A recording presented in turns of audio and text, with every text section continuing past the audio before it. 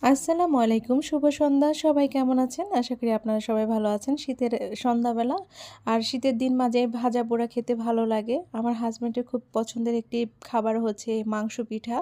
তো আজকে হচ্ছে সেই মাংস পিঠা আমি ভেজে নিচ্ছি। যেহেতু আজকে শুক্রবার বাসায় আছে, এর জন্যই হচ্ছে আজকে সময় করে আমি একটু ভেজে দিচ্ছি। এটাই একমাত্র পিঠা যেটা খেতে ভালোবাসে আমার হাসব্যান্ড। আর এই মাংস পিঠাটা ফ্রিজে রেখে অনেক দিন পর্যন্ত খাওয়া যায়।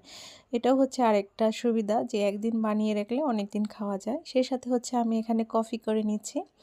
তো আমি দুধ জাল করে এখানে হচ্ছে কফি মগে কফি দিয়ে আমি হচ্ছে মিক্সড করে নিচ্ছি। তো ঠান্ডাটা বেশ ভালোই পড়েছে। আপনাদের শীতকাল কার কেমন কাটছে অবশ্যই কমেন্টসের মাধ্যমে জানাবেন। তো আপনারা সবাই ভালো থাকবেন, সুস্থ থাকবেন। আল্লাহ হাফেজ। আজকে এ পর্যন্তই।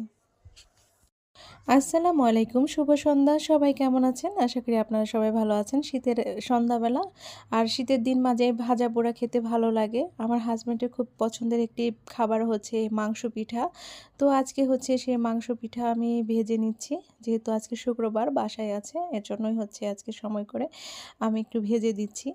এটাই একমাত্র পিঠা যেটা খেতে ভালোবাসে আমার হাসব্যান্ড। আর এই মাংস পিঠাটা ফ্রিজে রেখে অনেক দিন পর্যন্ত খাওয়া যায়।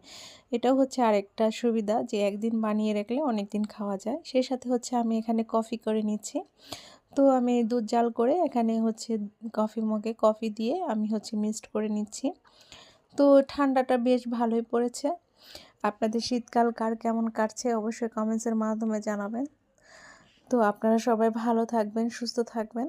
আল্লাহ হাফেজ। আজকে এ পর্যন্তই।